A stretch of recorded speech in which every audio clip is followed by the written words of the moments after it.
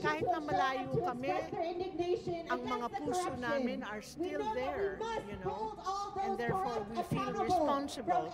So we're not going to be silent. We're not going to be complicit. We have to have our voices heard. Isang rally ang isinagawa ng ilang advocate groups dito sa labas ng Philippine Consulate sa Toronto, Biyernes. Panawagan nila transparency at accountability sa pag-imbestiga ng anilay korupsyon sa Pilipinas. Ito sa gitna ng mga alegasyon na kinuha ng ilang opisyal ang pera para sa mga flood control projects sa bansa, imbes na gamitin ito para sa mga proyekto. Yung pondo na dapat sana ay napupunta sa infrastruktura, sa serbisyong panlipunan, napupunta sa mga politiko. Isa itong dahilan kung bakit kulang yung opportunity sa Pilipinas at nangingibang bayan ang mga Pilipino malayo sa kanilang pamilya para makatugon doon sa pangangailangan ng kanilang pamilya. So yung pagkilos na ito ngayon ay tugon ng mamamayan ng mga migranteng Pilipino sa laban sa Pilipinas. Sinulat nila ang kanilang mga panawagan sa isang petisyon na ibinigay sa Konsulado Biyernes.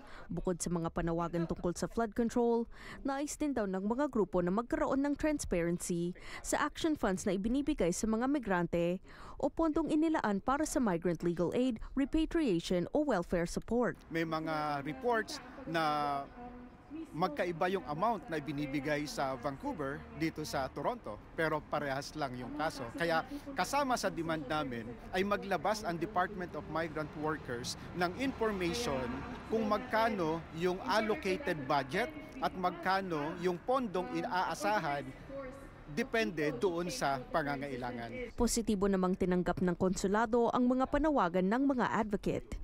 Nangako silang ipapadala ang petisyon sa gobyerno sa Pilipinas at makikipagpulong muli sa mga grupo sa susunod na buwan para makabigay ng update. Kami naman po sa konsulado, kinagagalak namin ang pagbigay ng petisyon kasi para sa amin ito'y kapatunayan na ang mga Pilipino kahit malayo sa bansa ay nagpapakita pa rin ng kanilang involvement tsaka kanilang pagmamahal sa bayan natin. Mahalaga raw sa mga advocate ang pagsagawa ng advokasya para sa Pilipinas kahit hindi sila nakatira roon dahil may koneksyon pa rin sila sa bansa. Because our families are there, our remittances go there, there are consequences for our families and for ourselves here to the corruption. You know, our taxes are being wasted.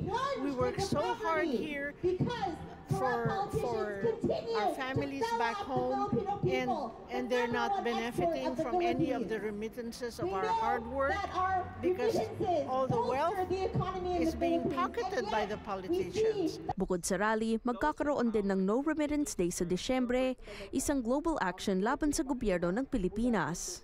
Sa December 18, nananawagan tayo sa mga kababayan natin na huwag munang magpadala sa Pilipinas. Isang araw lang ito, pero ito ay magpapakita na kung gaano kahalaga ang galit ng mga migranteng Pilipino sa kapabayaan ng gobyerno. 7 na ang kumpirmadong naaresto sa Pilipinas ngayong linggo kaugnay sa alegasyon ng korupsyon. Patuloy naman daw iniimbestigahan ng gobyerno ang mga alegasyong ito. Kisha Balatbat, Omni News, Toronto.